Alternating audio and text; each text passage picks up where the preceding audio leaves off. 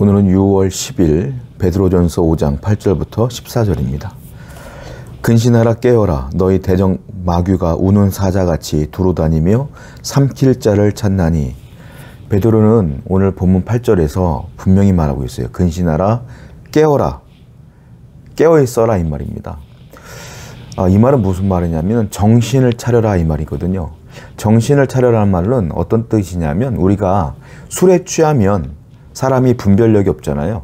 그러니까 취해 있는 상태, 그 상태라는 거예요. 거기서 깨어라, 즉 깨어나라 이 말이에요. 사람은 그 술에 취한 것처럼 영적으로 취해 있을 때가 있다는 거죠. 그러니까 잘못된 영에 취해 있던지 아니면 내가 하나님의 영에 취했다고 착각을 해서 교만해지던지 여러 가지로 취해 있는 상태라, 다른 말로 분별력이 없는 거예요. 그러지 말고 깨어나야 된다, 근신해야 된다 라고 베드로는 얘기하고 있어요.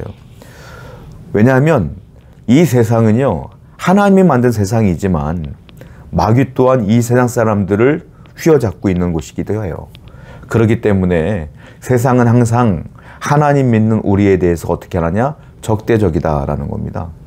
그렇기 때문에 여러분들은 이 땅을, 이 두 발을 이 땅에 대고 살기 때문에 여러분의 직장을 가거나 사업장을 가거나 가정을 가거나 뭐 학교를 가거나 뭘 하거나 이웃을 만나거나 다 그 안에 하나님을 믿지 않는 분들이 다 섞여 있단 말입니다.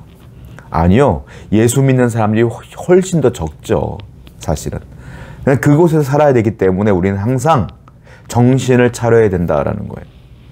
안 그러면 사람이 취해 있는 것처럼 술에 취한 사람한테요, 이 얘기 저 얘기 쭉 가면 그 얘기 맞고 맞아 좋아 기분 좋아 막 가져 말어 이런 얘기 많잖아요. 분별력이 없거든요. 그러니까 우리가 세상에서 살다 보면은 분별력이 없다 보면 그들이 말하는 거에 관심을 갖게 되고 그들이 하는 행동들을 따라서 살아갈 수가 있다라는 겁니다. 그러지 말라는 거죠.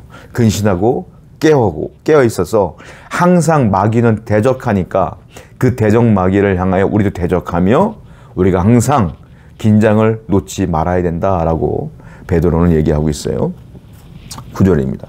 너희는 믿음을 굳건하게 하여 그를 대적하라. 이는 세상에 있는 너희 형제들도 동일한 고난을 당하는 줄을 알미라. 베드로는 계속 얘기합니다. 마귀를 어떻게 하라? 대적하라. 도망가라가 아니에요. 대적하라.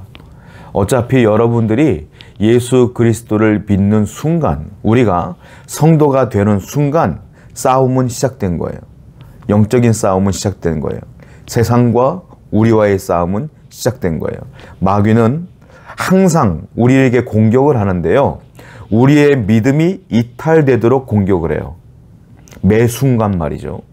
여러분들에게 좋지 않은 생각들, 죄에 대한 생각들, 음란한 생각들, 악한 생각들을 계속 심어준단 말이에요. 그래서 그 생각대로 살아갈 수 있도록 만들어요. 그것이 뭡니까? 믿음의 생활에서 이탈되어지는 거예요.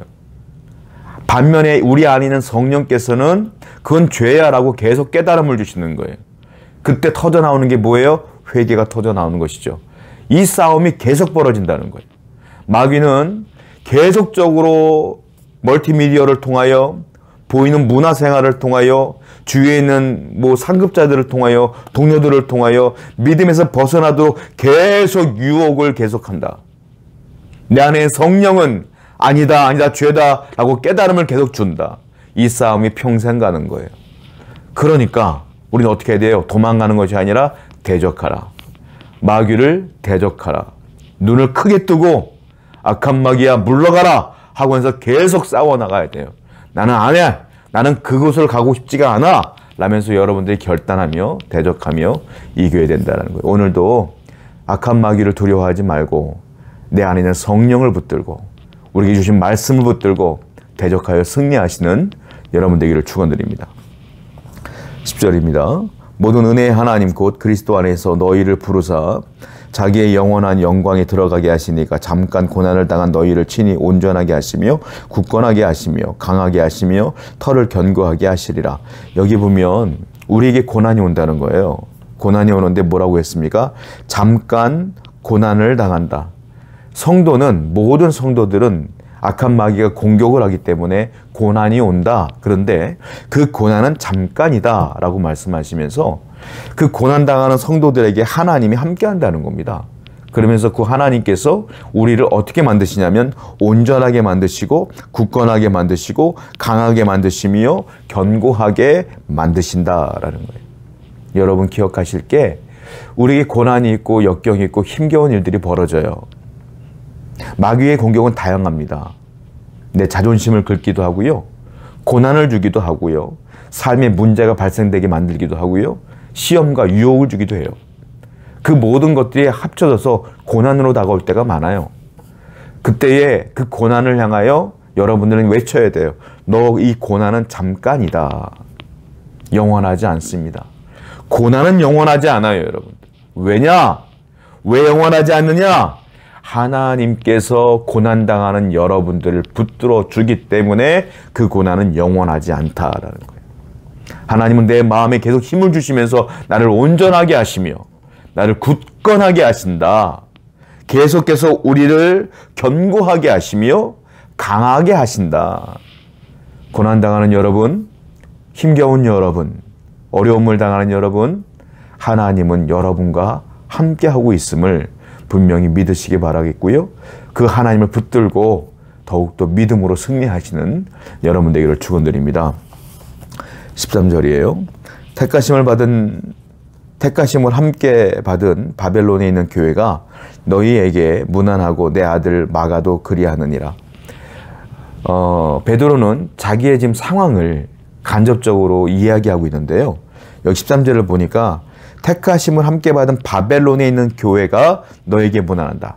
바벨론에 있는 교회. 바벨론은 이 당시에 이미 없거든요.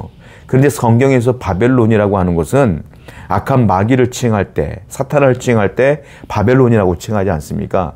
그러니까 지금 그리스도인들, 예수 그리스도를 믿는 사람들을 핍박하는 가장 강력한 강대국이 있어요. 어디 있겠습니까? 로마입니다. 그러니까 이 바벨론에 있는 교회가 문안한다? 즉 로마에 있는 로마 교회가 너희들에게 문안한다 이 말이에요. 로마라고 하는 바벨론이라고 불려지는 그리스도인들을 핍박하는 그 중심부 로마에 뭐가 있다? 교회가 있다라는 거예요. 그런데 그 교회도 동일하게 똑같은 교회이며 똑같은 하나님의 역사하는 교회더라라는 거예요. 여러분 기억해야 될 게 있는데요. 교회에는 장소가 중요한 게 아니에요. 교회가 어느 지역에 있느냐, 어디에 있느냐가 중요한 게 아닙니다.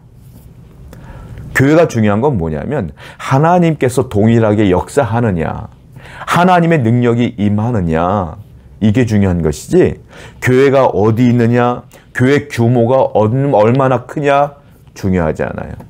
교회는 하나님이 얼마나 말씀으로 역사하느냐가 중요한 거예요. 그러므로 우리 교회가 다른 것에 신경 쓰지 아니하며 오직 하나님의 말씀이 임하는 교회, 하나님의 역사하는 교회, 사랑이 충만한 교회, 성령이 역사하는 교회가 되기 위해서 우리는 늘 기도해야 될 줄로 믿습니다. 그런 교회와 그런 성도가 되어야 될 줄로 믿습니다. 기도하겠습니다. 하나님, 고난을 당하는 분들 계십니까? 마귀의 유혹을 당하는 분들 계십니까? 그 싸움은 이미 시작되었고 중요한 것은 하나님께서 우리와 함께 한다는 믿음을 갖고 승리할 뿐이오니 이 믿음 더하여 주시옵소서. 예수님의 이름으로 기도드렸습니다. 아멘.